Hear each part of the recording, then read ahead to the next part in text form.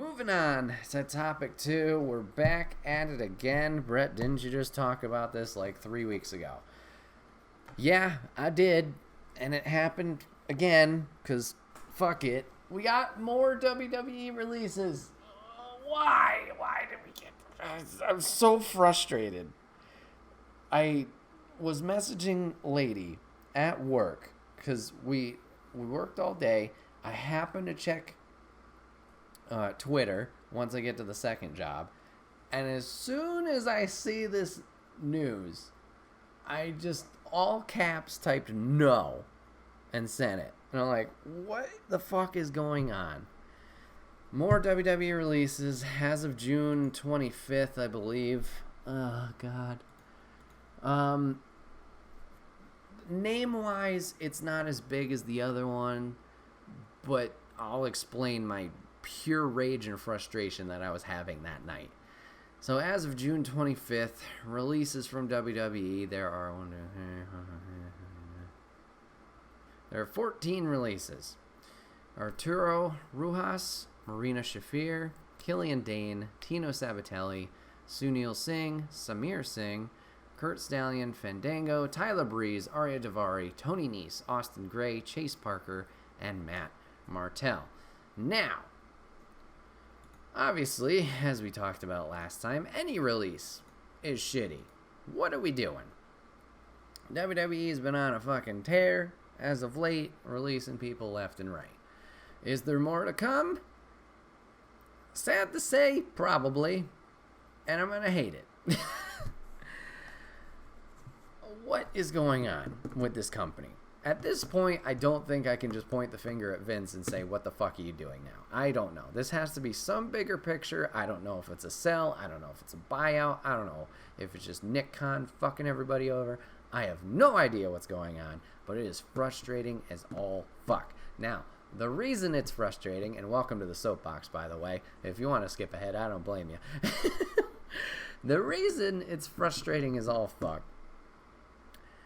Little backstory. I like wrestling. No shit. I can't watch a lot of wrestling because of timing. I don't watch Raw because Raw is a struggle to watch anyways. NXT is the only program that I watch weekly. Lady and I have been watching it for probably about 2 months now.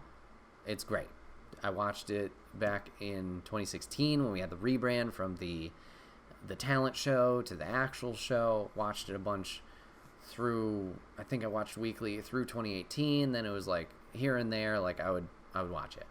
So NXT is the only weekly one I watch. Love AEW, love Impact, Ring of Honor and New Japan I keep up with on social media, but don't watch all that much or know what's going on, who's there, whatever. SmackDown's obviously doing their thing, and I'll watch the monthly pay-per-views. I'll put those on. I usually don't watch them live because, once again, busy, but when I have the time, I will put them on, have them on while I'm either editing, playing a game, whatever. Love wrestling. No shit. If you're just popping in, there's a whole backlog of episodes about wrestling. Anyways, the reason this is frustrating, NXT is the only show I watch weekly. Now, I'm not trying to be on my soapbox and be like, oh, you're breaking away my show. No. The reason it's so fucking frustrating is watching NXT weekly. Some of the talent in this fucking release are inactive storylines. What are we doing? We had this last time also with Aleister Black. We just brought him back. We did 4 months, or sorry, not 4 months. We did 4 weeks of vignettes for the man. He comes back, kicks Big E in the face with a spin hook kick. Then him and Big E are off TV for a week. And then he gets released. Why? We have the same thing with Alexander Wolf from Imperium. The man, this is from May 29th. The man is on NXT. Imperium and him are kind of having a little button of heads of like, do we really trust this guy anymore? I don't know. He gets beat in a match. They seem all cool. Imperium beats the shit out of him. He's out of the group. He gets released. Fine. The man was doing his job, and that's the way on the way out. That one at least is a little bit, makes more sense. Braun Strowman, literally in the main event at a pay-per-view that month. Gone. See ya, bye. Ruby Riott, Riot Squad. Can we fucking do something with that team? Lana's always doing something. She was tagging with Naomi. Like, there's people we're using.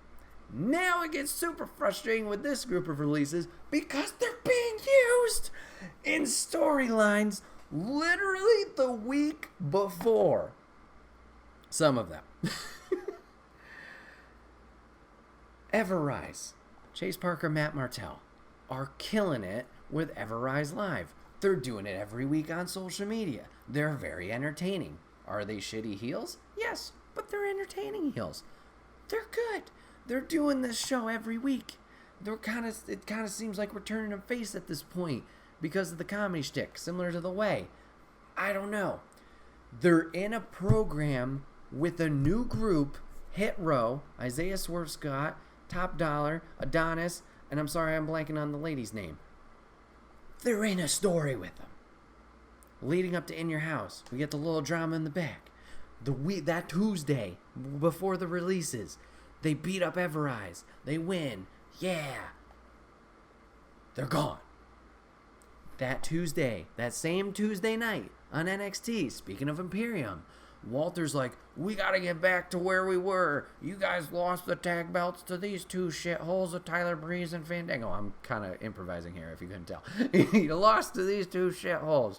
We gotta get back to Imperium being the roughest, toughest group of badasses Britain's ever seen. Or the UK. Probably the UK's ever seen. We're gonna beat the shit out of Fandango and Tyler Breeze. We have a match.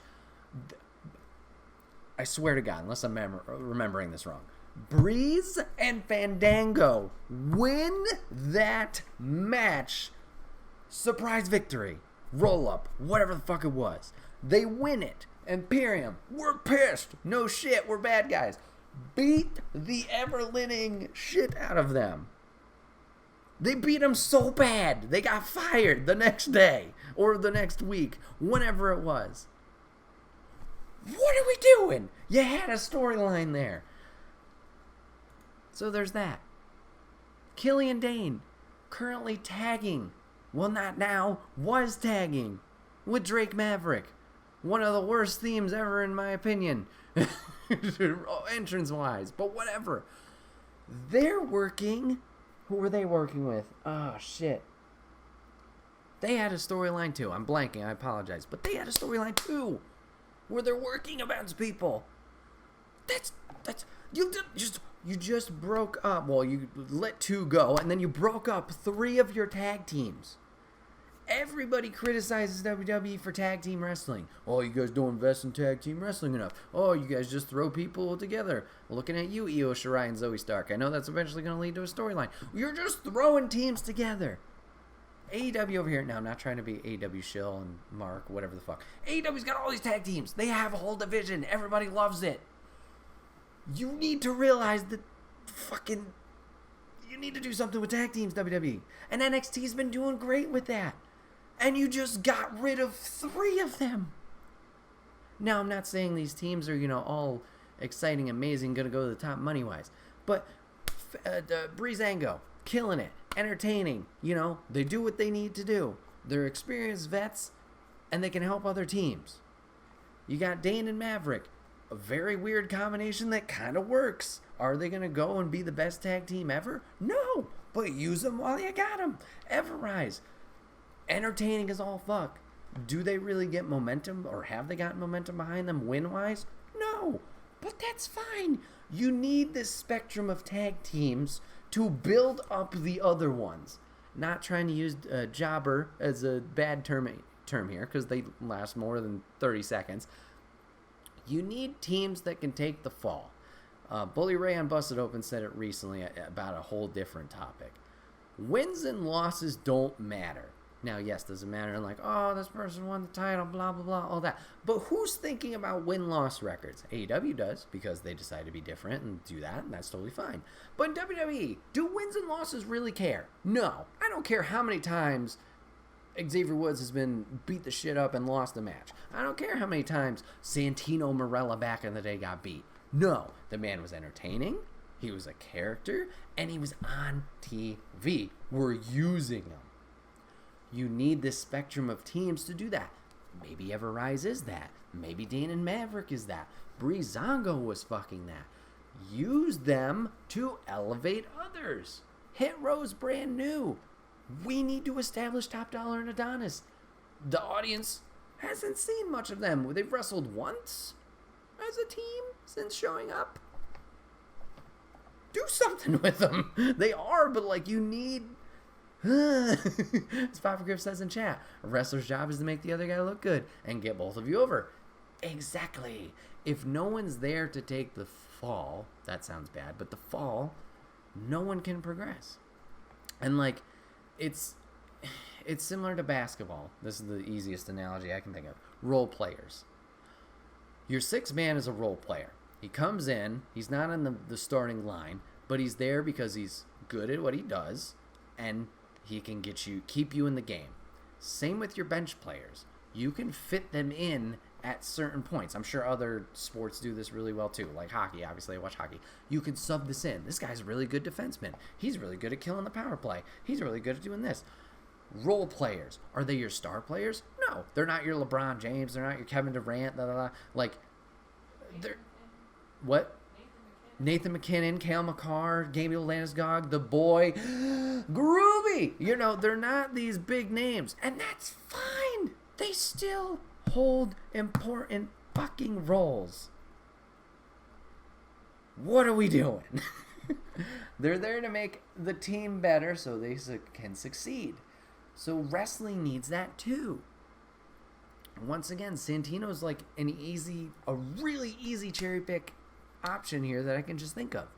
The man was entertaining as shit, right? He goes out there, it looks like a dumbass, we all laugh. The man won the Intercontinental title here and there, and he won tag titles. Great.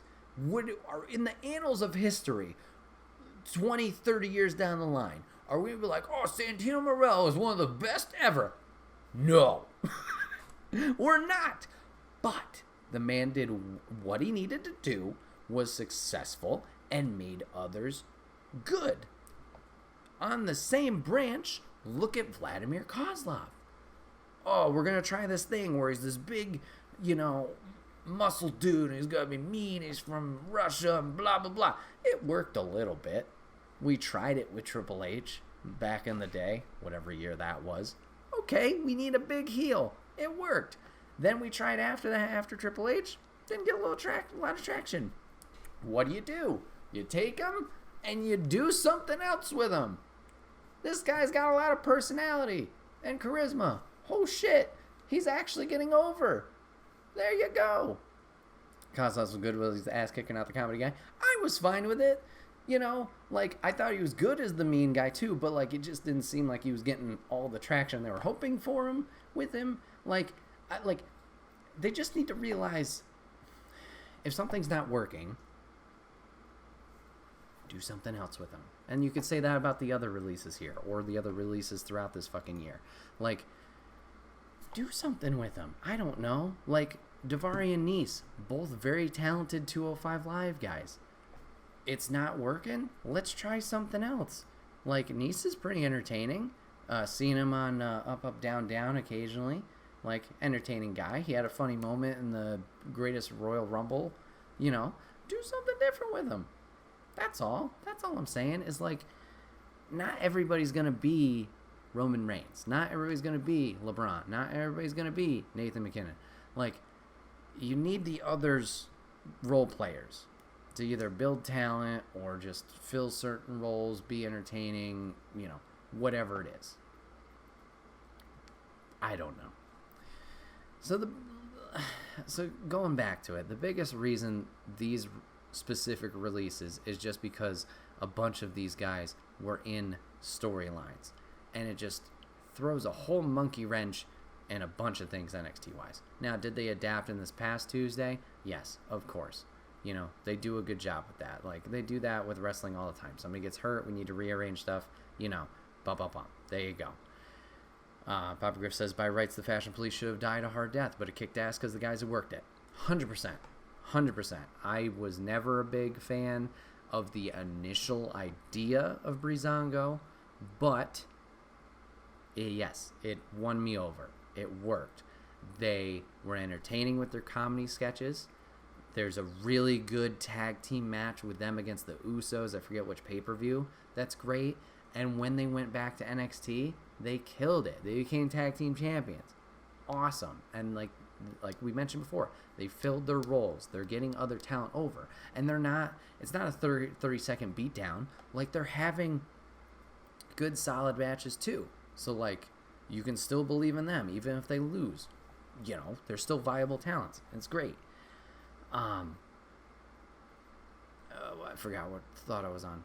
But yeah, they'll adapt the storylines, of course. Like, wrestling's an always adapting thing. Like, anything can change at any time.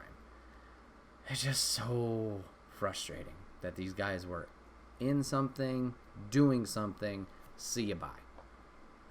I don't know. So there's my little soapbox about the recent WWE releases. I hope, obviously everybody finds success if they decide to keep wrestling, or obviously move on from there. Like Fandango said, he was been wrestling WWE 14 years. I was like, oh shit, has it really been that long? Damn.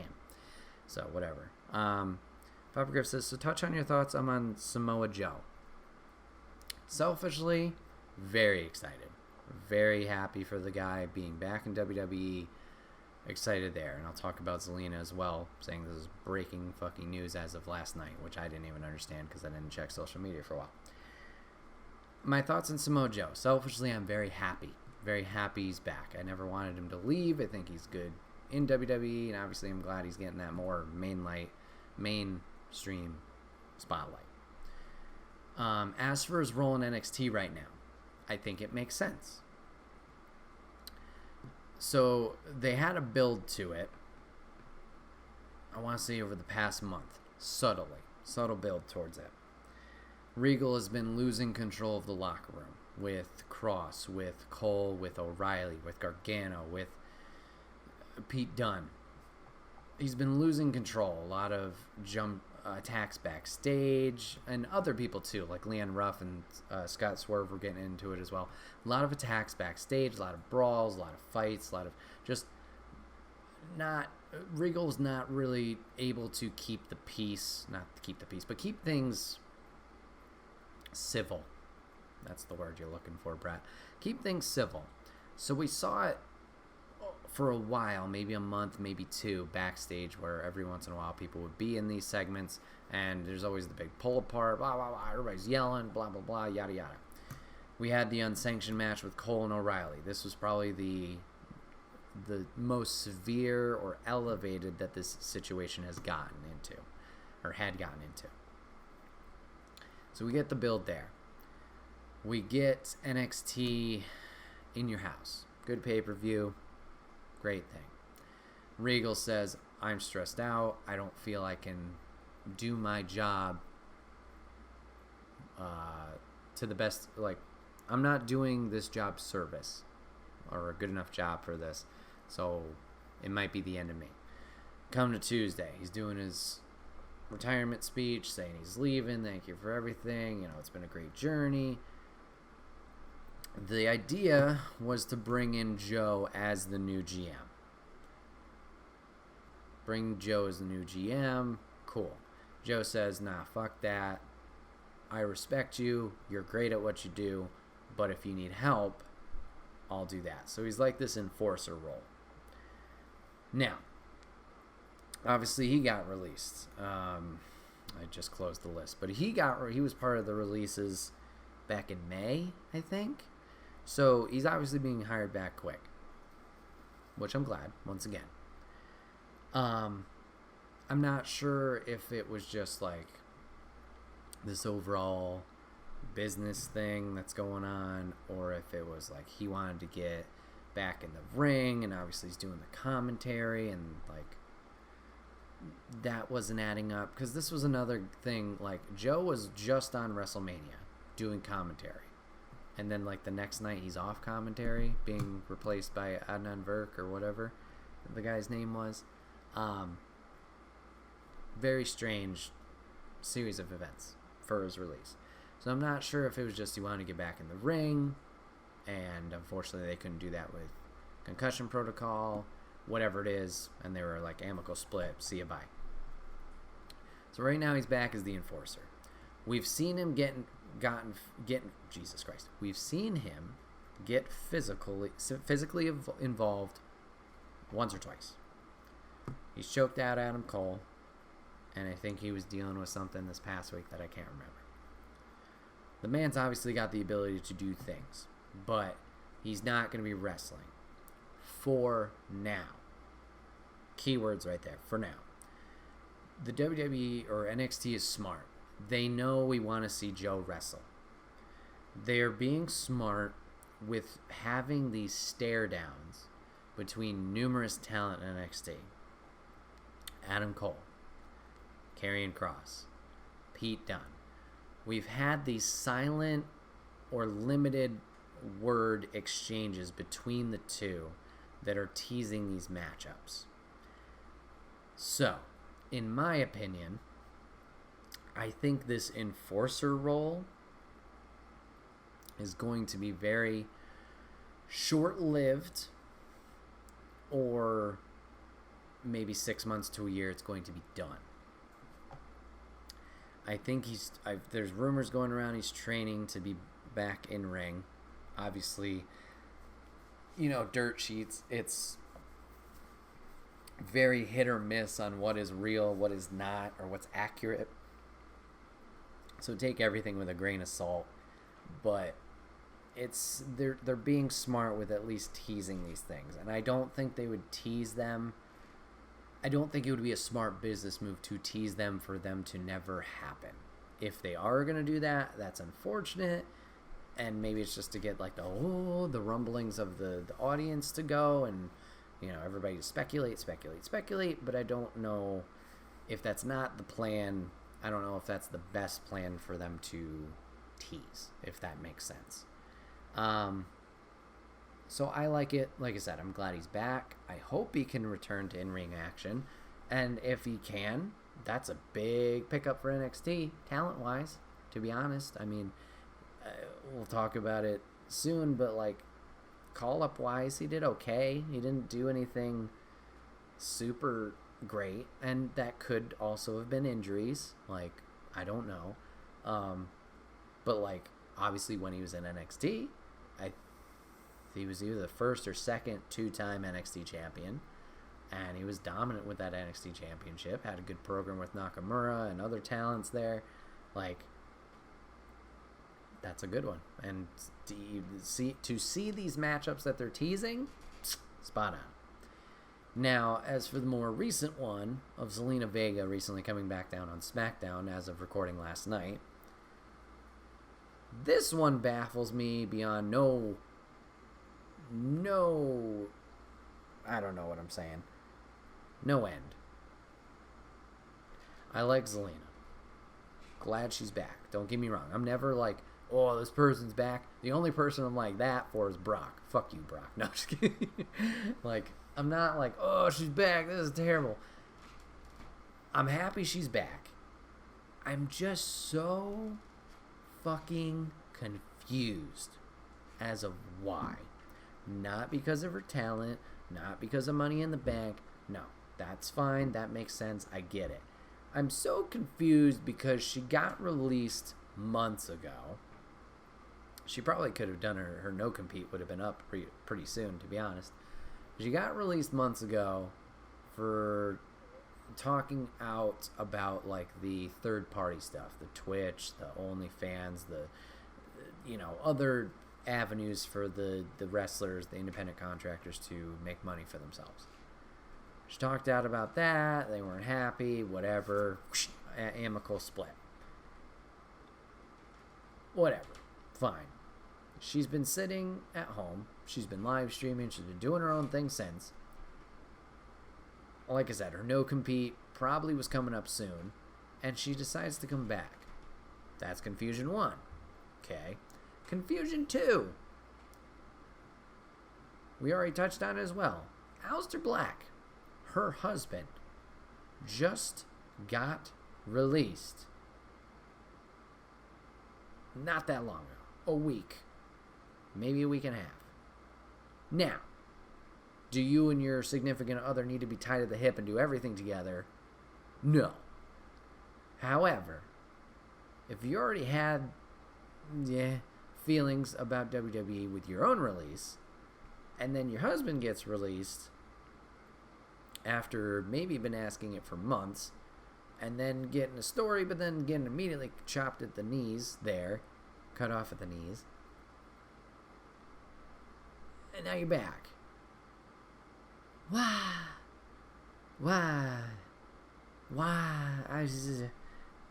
I'm so confused. Very confused as the whole situation there. Obviously, they must have figured something out. All cool. I don't know if this is a long-term deal. I don't know if it's a short-term deal. Interesting. Now comes into the question, or another question I'm just thinking of, with the Joe Selena thing. They're both being released and coming back.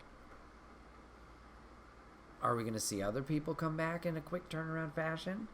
Like, is Alistair going to go to NXT? I doubt it. But, like,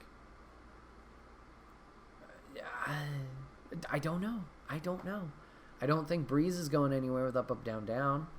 Xavier's talked about it a little bit, or teased at it at least. So, like, he'll be around still in at least some form or fashion. He's probably going to focus on the school. But I don't know. Glad she's wrestling. That's cool. She was a great manager, but good to see her do more of the wrestling part, which she only did a handful of times main roster wise, and then NXT was more the place she did that. It's just confusing. I don't know. That's all I can really say towards her situation specifically. But yeah, Joe, all for it. Hopefully, like I said, it can come back to the in-ring stuff. If not, it's unfortunate, but at least he's involved. If he's happy and all parties are happy, then, good luck, Godspeed, all that stuff. I don't know.